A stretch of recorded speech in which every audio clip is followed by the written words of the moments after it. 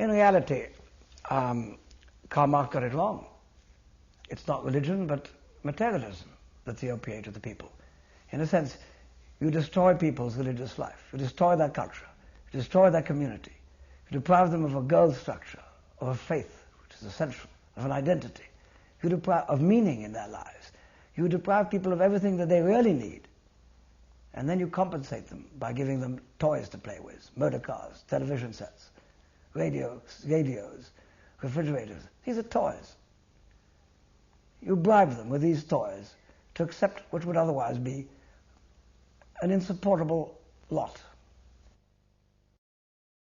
The argument in favor of large farms and chemical farming is that by that you can increase the production and feed the masses. The argument is totally false, of course, totally false. To begin with, the big farm, of course, does increase yields per unit of labor, but not yields per unit of land used. Now, for instance, you get much more land from an acre if it's farmed by a lot of people, farmed very carefully. You produce different crops, taking advantage of different types of land. The marshland, you have certain things, and the north-facing land, other things. Your production is incomparably greater.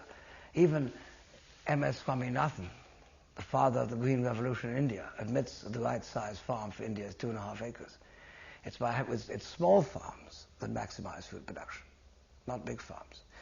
Now, of course, once you start introducing intensive cultivation, which is precisely what we're doing throughout the world, modernizing agriculture, which means making it capital intensive, making it increasingly dependent on all sorts of off-farm inputs, like fertilizer, pesticides, irrigation water, tractors, etc.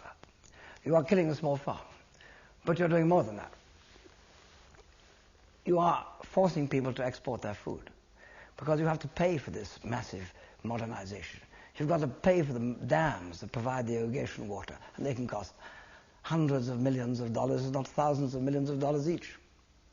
So once you start doing that, you have to export the food just to pay the interest on the loans that you've contracted to build the dams and otherwise modernize your agriculture. Now, if you export your food, how are you going to feed local people? One of the main causes of malnutrition and famine in the third world today is the fact that the agriculture of these countries is geared to exports. And in many countries, up to 70 to 80% of the land is used for exporting food. How, in these conditions, can you feed people? Either you export your food or you eat your food. You can't do both. Well, still, this intensive cultivation with massive inputs is highly destructive. It's highly destructive in our parts of the world, in temperate areas where the soil is very solid, very robust, the high organic content, etc. By keeping people on small farms, you are keeping them backward. Whereas if people come to the cities, they can have a taste of high living standard. Well, I don't think that people would say that if they visited third world cities today. And they'd say it's still less if they visited third world countries, third world cities in 30 years' time. Because what you're seeing today is a massive development of huge, huge slums of incredible squalor. Incredible squalor. Already, the Delhi Planning Authority will tell you that 55% of the people in Delhi live in slums. And by the end of the century, it'll be 85%. It's the same in Bombay. It's much worse in South American cities. Because as you develop, as you destroy the small farm, and as you take away people's land in order to accommodate vast development schemes like huge dams, you see, what happens? All these people are forced into the cities. The people who go to the cities don't go there in order to take advantage of the amenities that cities provide. They go there because they're forced to go there. They are development refugees. They're refugees from development and from environmental destruction. And they pour into there, and at the rate we're going, half of humanity will be living in these squalid conditions. And no one in the world can say that people are better off living in these abominable conditions than they were previously when they owned their own land and produced their own food, even on a small scale. So by keeping large numbers of people on small farms means there won't be many people in the cities and factories to produce cars, televisions, aeroplanes. That means that the lifestyle will be much simpler. Well, there's enough people already in these cities to produce whatever we want to produce. There's no shortage. The people who go to the cities today are just accumulating as unemployed people or semi-employed people. They're not needed for the industries. In any case, we'll need far less motor cars. There's no way we can go on and increase motor car production. I mean, just look in this country. We want to increase the number of motor cars in Britain by between 80 and 120% by the end of the century, I think it is. Now, how are you going to do that? Look at our roads. The traffic is already paralyzed. We're spending £12 billion on new roads, but these new roads we're building are just going to increase our network by 2%. Now, how can you accommodate twice as many cars on a road network which you could only increase by 2% when our roads are already paralyzed? It doesn't make any sense. It's perfectly evident you're going to have to do with less cars and more trains, which is, even the government, they realize that. And if our government realizes it, then it must be perfectly apparent to everybody else.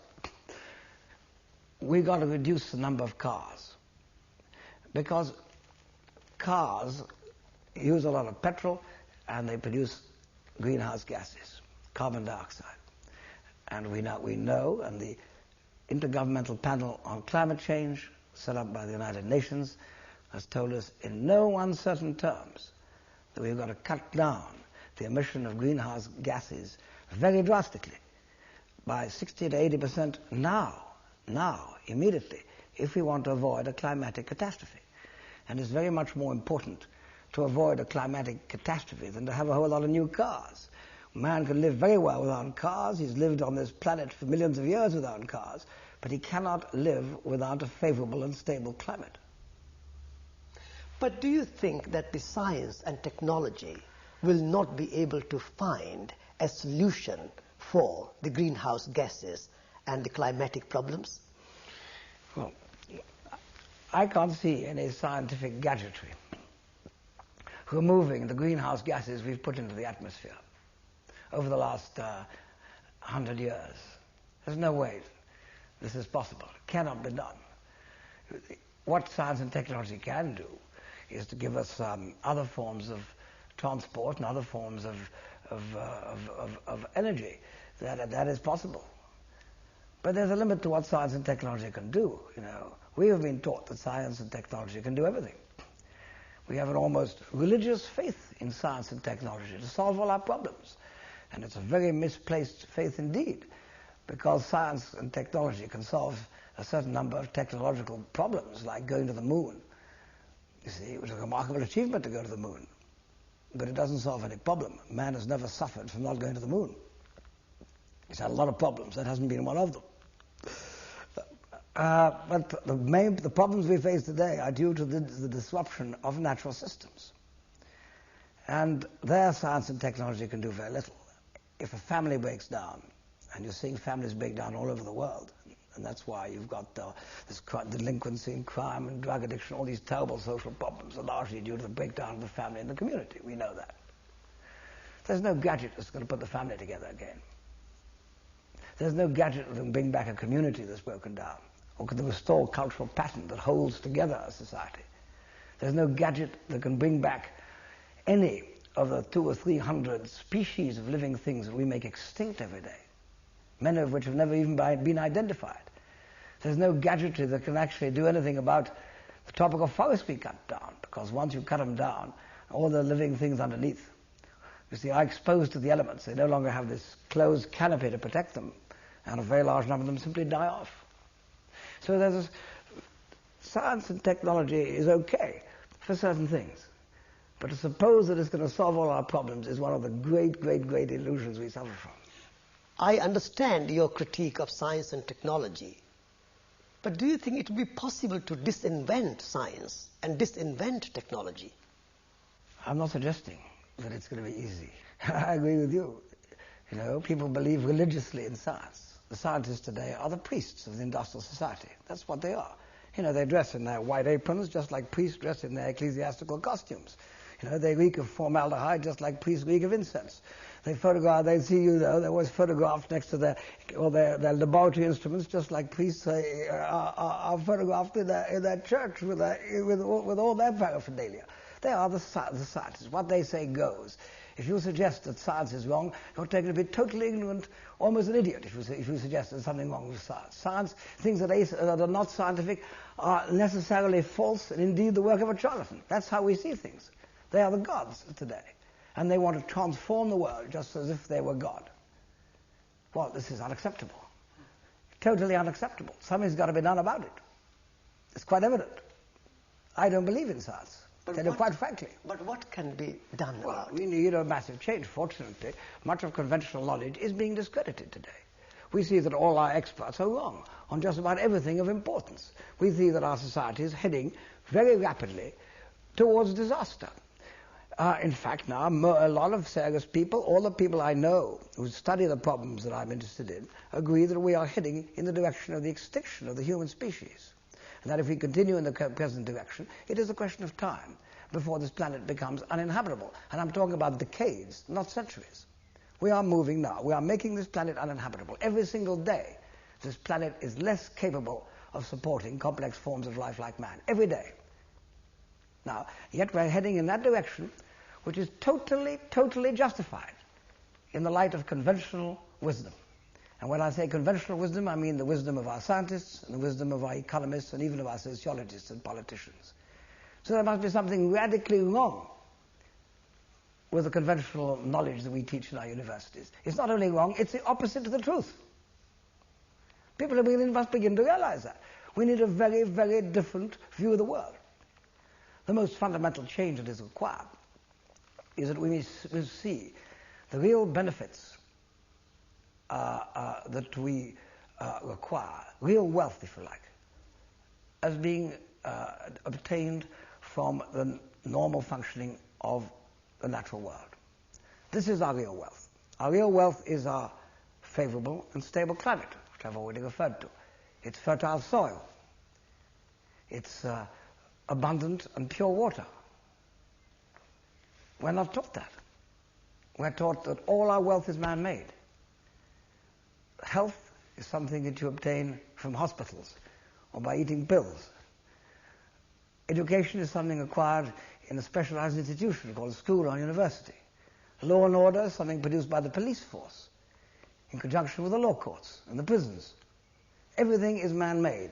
Everything that we need, all benefits, all wealth, is derived from economic development.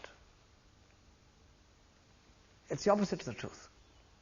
Don't you see? That's the most important thing. Now, if you believe, if you accept today's position on what wealth is, then of course the only way to obtain this wealth and to satisfy man's needs and to increase our welfare and prosperity is to have more economic development, which we identify with progress. But if you see our real wealth as being derived from the biosphere, then you want as little of this economic development as possible. It's exactly the opposite.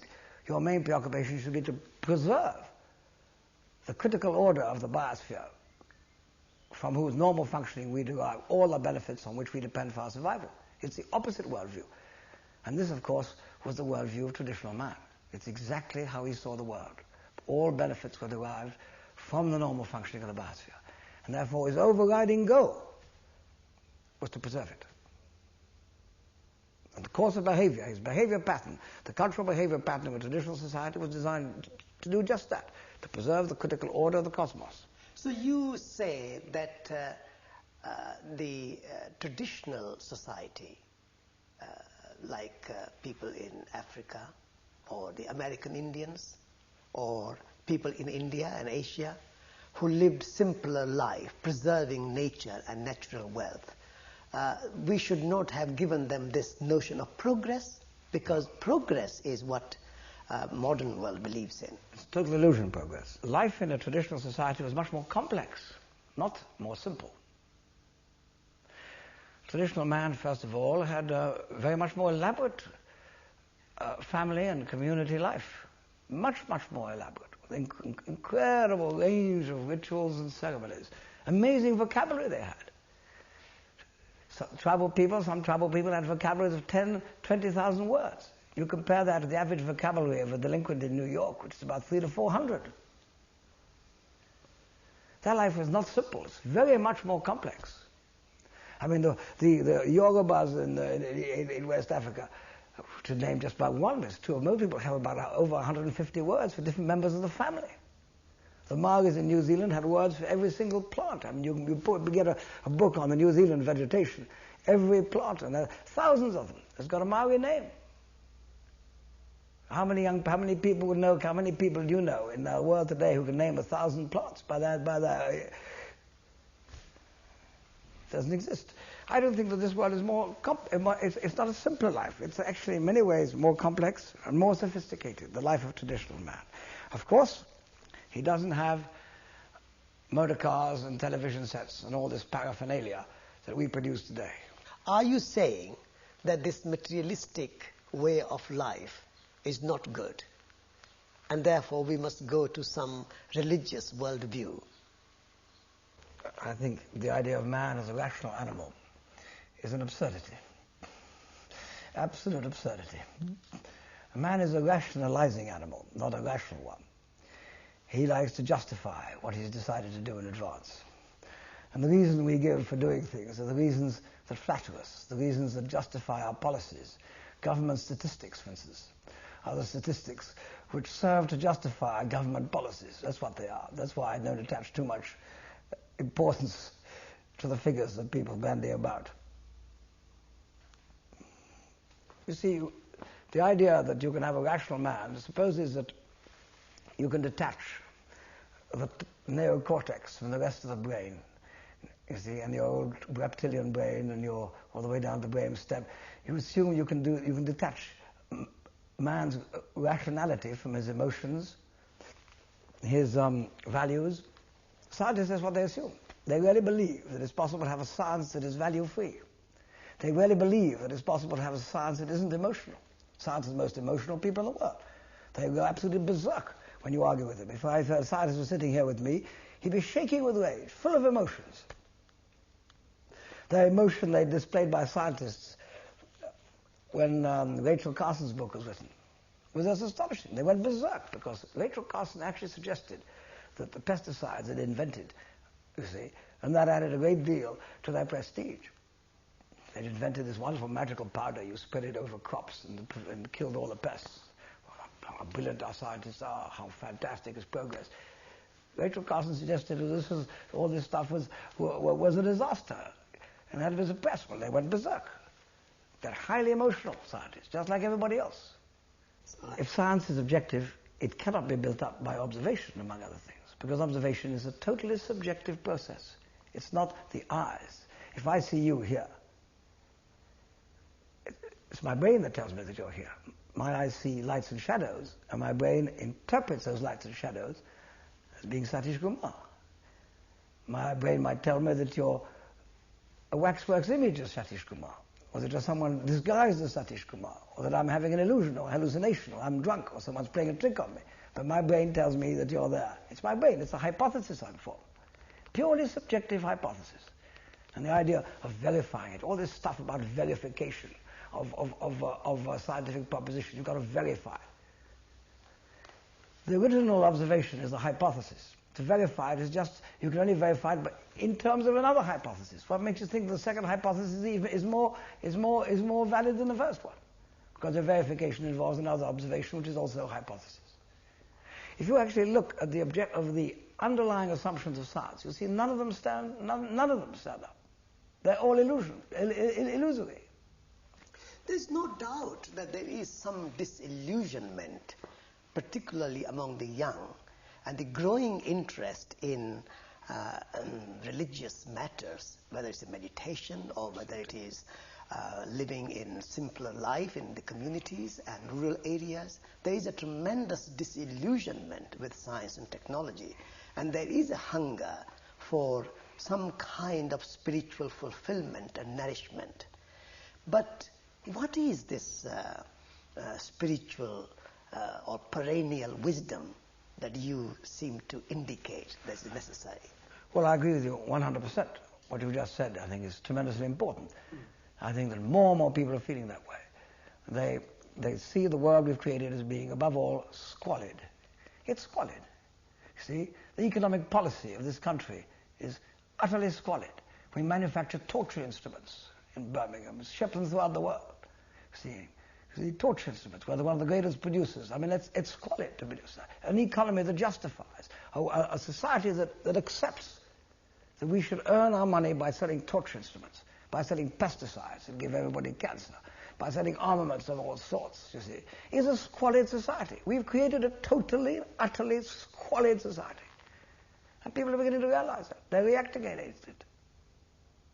I'm sure. And people, as you say, are hungry for these spiritual values. Well, a lot of different spiritual values. There's not one. People are searching in all directions. A lot of them looking towards the East, of course, which has a sort of greater spirituality than we do here in the West. But it's a search. In some cases, a frantic search. You also went to the East, you went to India, and you were tremendously influenced by Gandhi. You arranged for me in 1974 to go and work for the Gandhi Peace Foundation in Delhi, where I spent some months.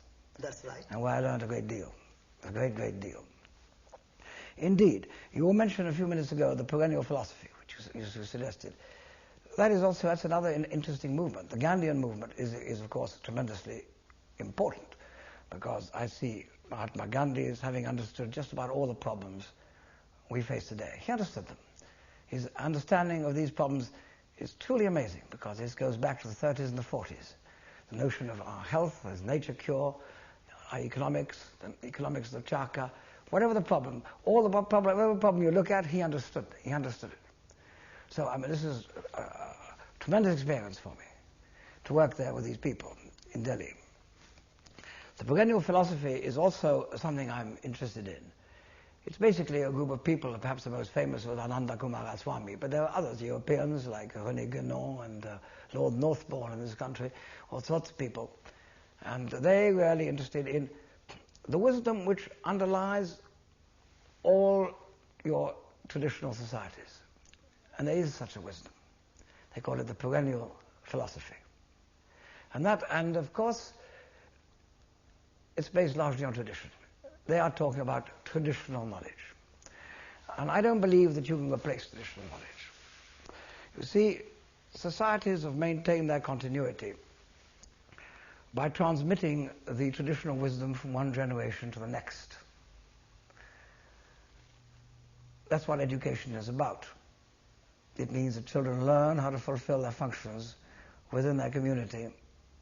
You see, and learn, and to do that they have to understand their traditional culture, because that traditional culture provides them with a blueprint for living within their community. We've lost sight of what education is about. Well, it's clear that what you're transmitting, this traditional wisdom, is critical. And if you look at the traditional wisdoms that are transmitted, they have an enormous amount in common. And this brings me back to what I was saying earlier on. That the main thing they have in common is that they see the world of living things, the biosphere, the cosmos, if you want to look beyond, as a source of all benefits. And that the pattern of behavior they develop is that which they regard as capable of maintaining this critical order of the cosmos. If you break a taboo, for instance, why is it so important, so terrible to break a taboo? It's because by breaking a taboo, you threaten the critical order of the cosmos. And if you do that, all hell is let loose. In fact, every problem is interpreted by traditional man as due to his diversion from the path or way, the Tao, if you like, or the Dharma, or the Rita among the Vedic Indians, the path that you must follow in order to maintain the critical order of the cosmos. If you divert from it, then this order is shattered, and you get all these terrible, terrifying problems. You only get earthquakes, you get epidemics, you get enemy invasions, you get floods, you get droughts. We laugh at that, but it's true. Why do you think we have droughts today in Asia, in India, for instance? Why are there large droughts? Why are there floods? Because we've cut down all the forests. If you cut down all the forests, you get floods. You have to. Floods can only be attributed to the destruction of forests. Because the forests are now, in the roots of the forest, you have the roots of the forest are like huge sponges. When the rains come, the water is absorbed in these sponges and released slowly to the rivers. If you cut the forest down, instead of having these sponges under the forest, you have concrete. It's hard. There's no forest left. It's hard. When it rains, the water pours off into the rivers, takes the soil with it. So the beds of the rivers are raised, water pours into it, and you get a massive flood. It's happening everywhere. Our traditional man understood this. He said, if you have a drought or if you have a flood, it's because you've upset the order of the cosmos. It's precisely what we've done. We've cut down the forests. And so it is with every problem you look at. In fact, their interpretation of the problems is correct. Our interpretation is the opposite of the truth, the scientific interpretation. We say that the problems are due to insufficient diversion from the way, from the correct. We haven't diverted sufficiently. You see, if we have a problem, overpopulation, because we haven't distributed enough contraceptives, or because these people are poor, therefore they have insecurity, therefore you have to develop them, and then they'll have security and they won't have so many children. If they're sick, it's because we haven't got enough hospitals. Every problem is interpreted in such a way as to justify further economic development and hence a further diversion from the correct path you must take to maintain the order of the cosmos, a further destruction of this critical order by covering more and more land with cement, by cutting down more trees, by eroding more soil. So we interpret our problems with all our science and technology in the totally wrong way. It's the opposite of the truth, our interpretation of the problems we face, because we see these problems in terms of the totally wrong worldview. Is there a balance between the traditional social way of life and individuals' desire for freedom? Well, of course, there's an element of truth in that if you live in a very cohesive community, you are subject to social control which applied by public opinion, which reflects the traditional customs and laws. And some people today in particular find this intolerable, because the tyranny of public opinion could be considered worse than the tyranny exercised by a dictator. That's how people feel. But this social control is the only control that ever works. The police don't maintain order. I've seen graphs that show that the more police you have, you see the higher the crime rate. I mean, you'd think that the police are actually committing the crimes. But it's nothing to do with that, of course. It so happens that your crime is increasing in any case, and that the police can really have very little effect on it. The only control we have is the control of public opinion. It's the only one that's ever worked. Social control is the only one that's ever worked. Now, this notion of freedom. You see, we see freedom as the freedom to do what we like. Free trade sounds good, it's free. But free trade is the freedom of corporations to exploit, pollute, and destroy, without any controls applied to them, without labor controls, without pollution controls, without any control. That's what free trade's about. You see, we think, what is freedom? The Greeks, of course, freedom was the ability to govern yourself. The Greeks were free because they governed themselves. The Persians were slaves, the Persians, because they were governed by an autocrat. But to govern yourself requires discipline. And the Greeks displayed this discipline, considerable discipline. And it wasn't the question of doing your own thing, doing anything you like, total anarchy. That's not out of the question. That's not freedom. And if you're thinking in terms of individualism, you'll find there are individuals in a traditional society. I never noticed that there are people lacking in individuality. What we've created is a world of anonymous, alienated people who are subjected to no social constraints of any kind. And I don't think these people are happy at all. I think these people are miserable.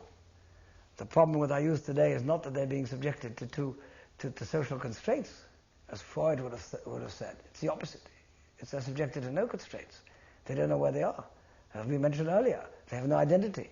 They don't know where to go. They're like leaves blowing in the wind. But Teddy, your whole philosophy seems to be very pessimistic. Is there any hope for this world?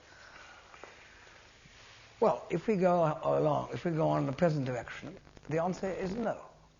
the human species is extinct in a matter of decades. And I don't believe that anybody can seriously deny that. It's perfectly evident that we are making this planet uninhabitable. But that doesn't mean we have to continue in this direction. I can see a possibility of a real awakening. I think there's been an explosion in environmental consciousness in the last 2 years. An explosion that has not been translated into any action on the part of our politicians or industrialists who've done practically nothing. Our governments have made small cosmetic changes, but they've really done nothing to counteract the major problems that we face. But I think there's a chance that this will change. It's by no means certain, but I think it's at least possible.